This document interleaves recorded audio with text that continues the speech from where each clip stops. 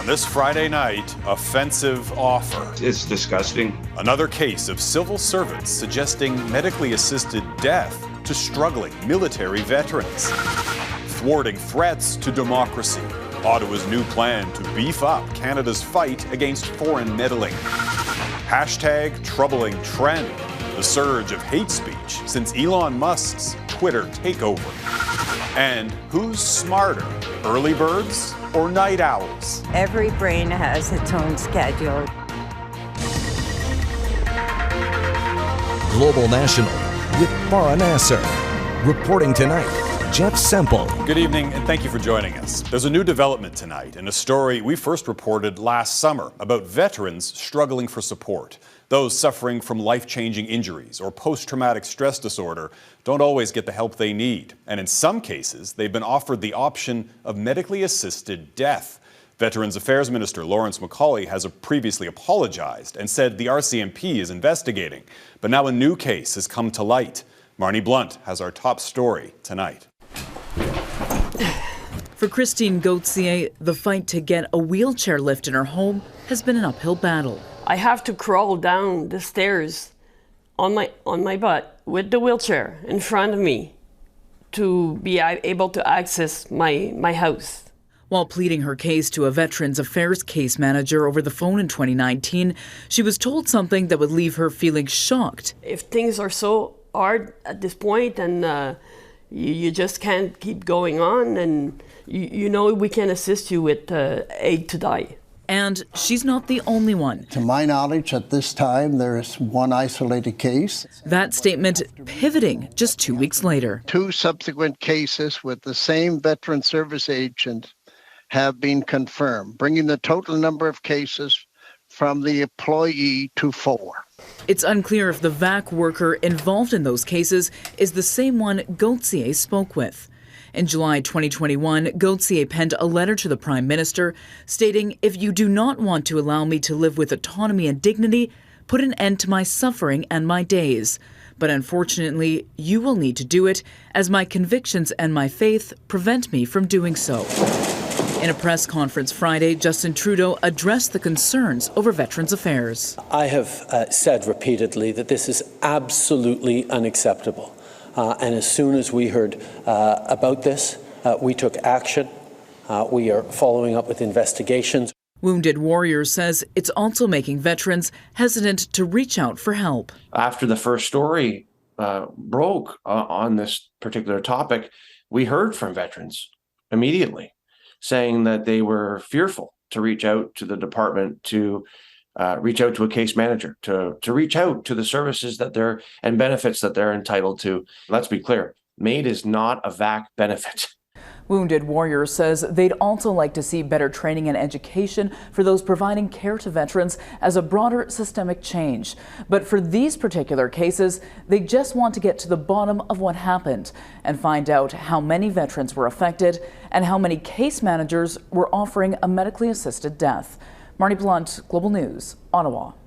Weeks after Global News first revealed an alleged campaign by China to influence Canada's 2019 federal election, Ottawa is facing criticism and calls for action to curb foreign interference. The Prime Minister has said he was not briefed on any federal candidates allegedly receiving funds from China.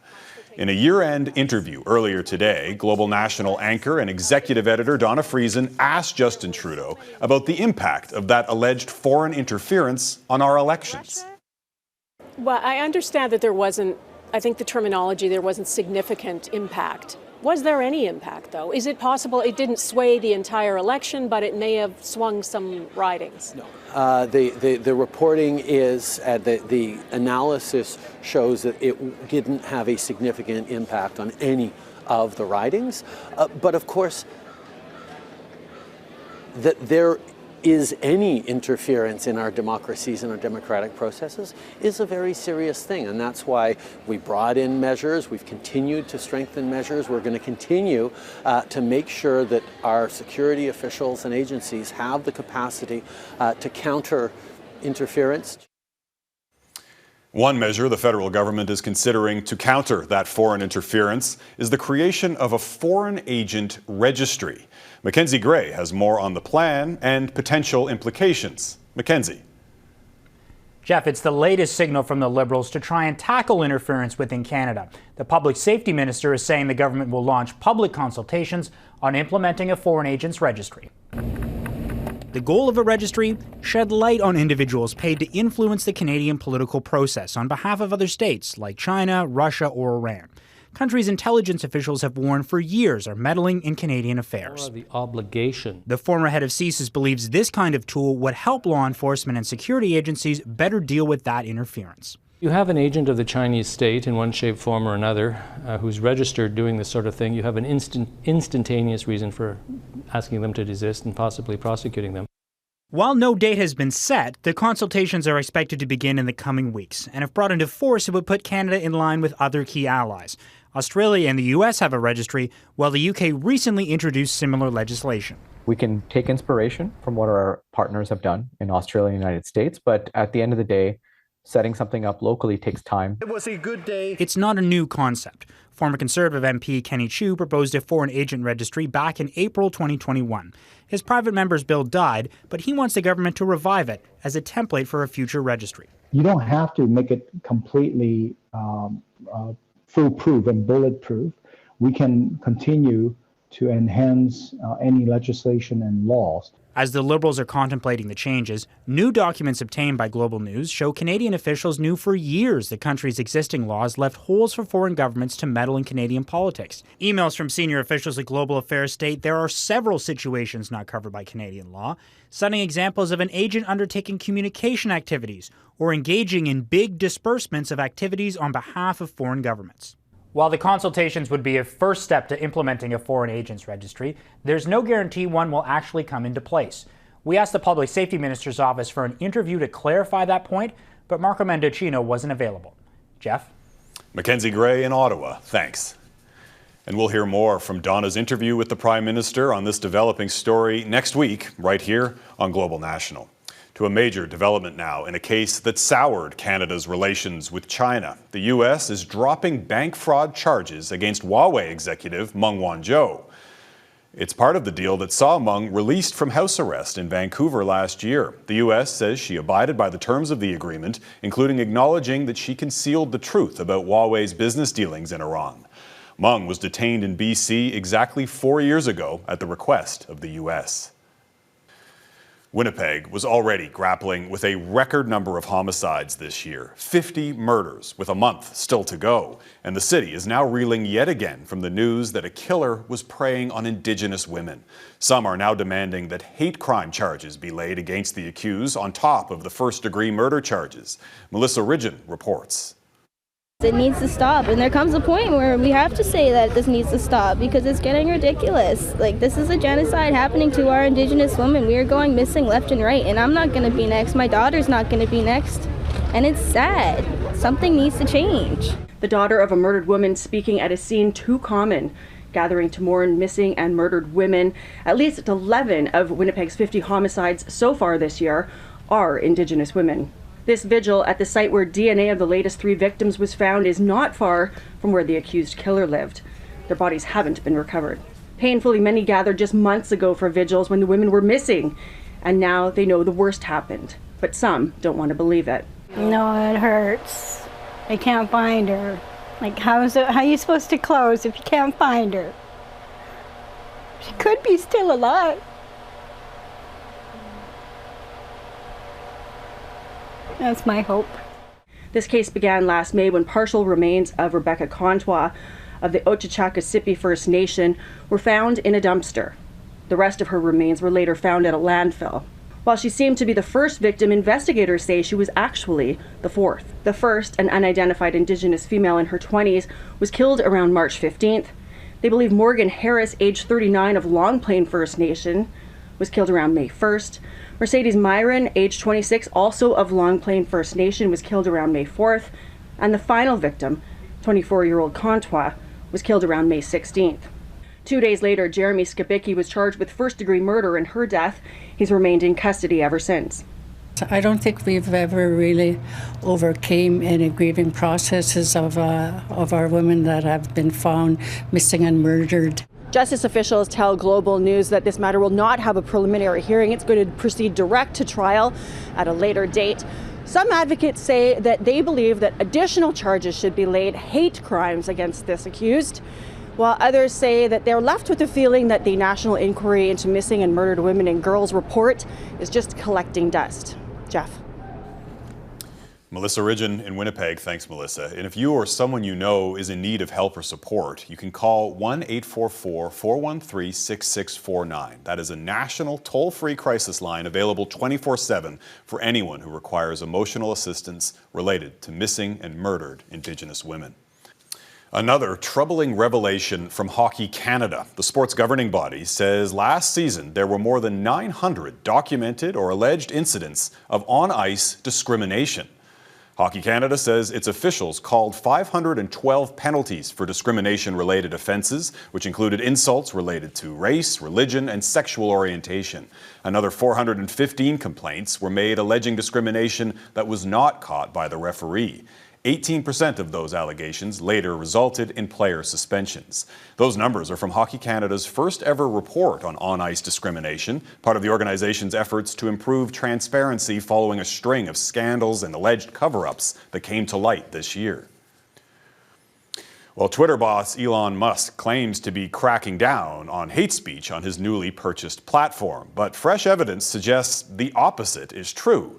As Jackson Prosco reports, a flood of previously banned users are returning to the site.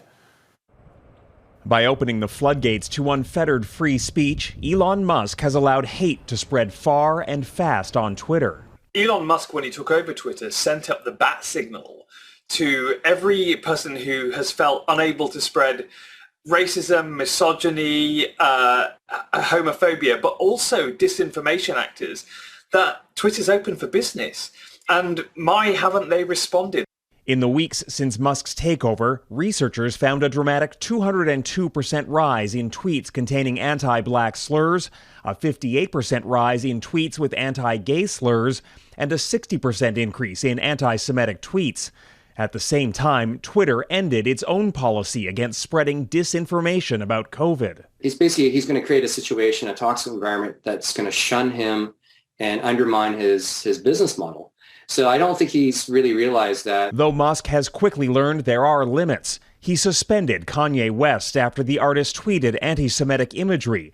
At the same time, Twitter has welcomed back formerly banned users, including neo-Nazis and far-right conspiracy theorists. Musk tweeted, "You know Twitter is being fair when extremists on far right and far left are simultaneously upset." The old regime in Twitter, their response was to try to just suffocate the dissent.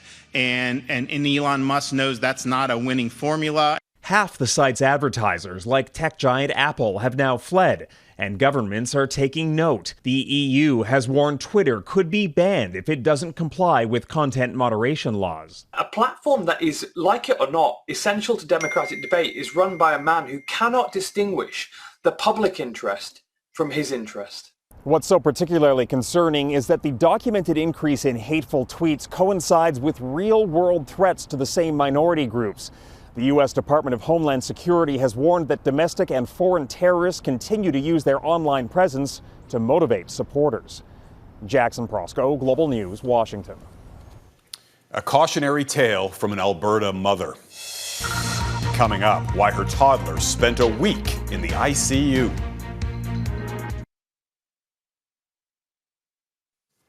Welcome back. For weeks, children's hospitals have been struggling to cope with a particularly nasty flu season. Kids sick with RSV, the flu, and COVID-19 have led to long waits and even canceled surgeries. Heather Yerkes-West spoke with the family of a 23-month-old Calgary girl who became critically ill and spent more than a week fighting for her life in the ICU. Born on Christmas Day 2020, for her family, Avery Harper was a special holiday gift. But it will be her second birthday in a few weeks' time that will truly be something to celebrate. A trauma team rushed in. They were hooking her up to all the monitors, and I was just standing there shell-shocked. I didn't realize she was as sick as she was. 5, They're gone! The 23-month-old is still recovering in hospital from a terrifying bout with both RSV and the flu. The family arrived to an emergency department overwhelmed with sick kids, a triage line out the door.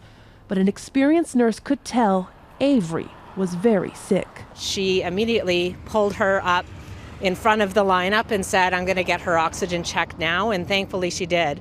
So we were rushed back into trauma immediately. The little girl was admitted to ICU and placed on a ventilator. The unit filled with other children battling mostly RSV and the flu. These photos were taken by Dr. Heather Patterson, a Calgary physician who has been documenting patient and staff experiences since the beginning of the COVID pandemic to help inspire frontline workers to carry on through difficult times. And across the country, children's hospitals now are facing a crisis. My heart breaks for these healthcare workers. They're so busy. Our healthcare system is on life support, I feel, right now. I do feel that it's worse than when COVID first hit. Because for children, it is. With the flu season not expected to peak for another several weeks, additional staff is being redeployed from other parts of the health system to help with pediatric care. It will be a tough holiday for some. Snuggle up, Avery. Though Avery will likely be able to spend Christmas and her birthday back home. Heather Yurex, West Global News, Calgary. Still ahead, explosive eruptions, the wonders and worries flowing from the world's largest active volcano.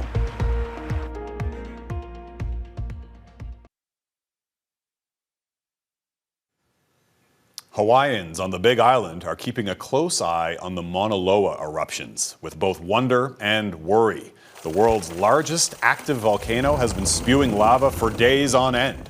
And while it has yet to threaten nearby communities, locals and scientists alike are on edge. As Eric Sorensen explains, it's Mauna Loa's location that makes its volcanic activity so extraordinary. After almost 40 years, the world's largest active volcano has awakened, and scientists just don't know for how long. Nor are they sure how far the lava at 1,000 degrees Celsius will travel. A major highway could be in its path. The scary thing is lava flows from Mauna Loa can reach any side of the island, and she is a massive volcano. A station that measures carbon dioxide has been cut off by the lava flow for the first time in 60 years, though so far the lava does not pose a risk to communities. All indications are that the eruption will remain in the northeast rift zone. Just 4 years ago, Kilauea erupted not far away, destroying property and dozens of homes. Volcanoes are jarring reminders of the awesome forces in the middle of the Pacific that created the islands but can also destroy life on them.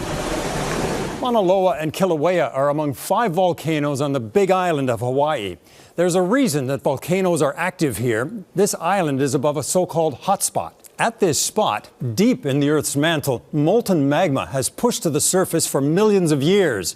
Above the mantle, the Pacific Plate, the world's largest tectonic plate, is moving westward, each island moving with it, away from the hotspot. The channel of magma remains erupting over and over, creating new islands. The islands move just a few centimeters a year, so that volcanoes on Oahu and other islands gradually became less active. Many, the further west you go, are considered extinct. The Hawaiian Islands and the Emperor Seamount chain before them shows how, over eons, the tectonic plate moves, creating a string of islands thousands of kilometers long. And now, once again, it's reshaping one small part of the planet. Oh, it's fascinating. It's like a piece of art. And it's also evolving under your eyes because it's active, there is fountaining. A wonder to behold, at least from a safe distance. It's just pretty amazing that we get to see it in our lifetime.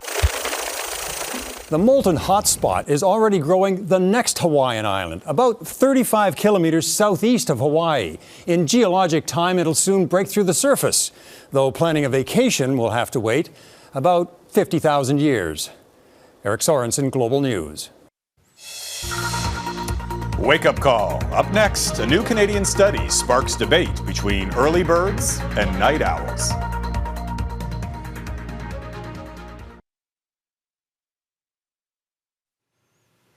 Well, some might find it hard to believe, but there are people who claim to enjoy waking up early.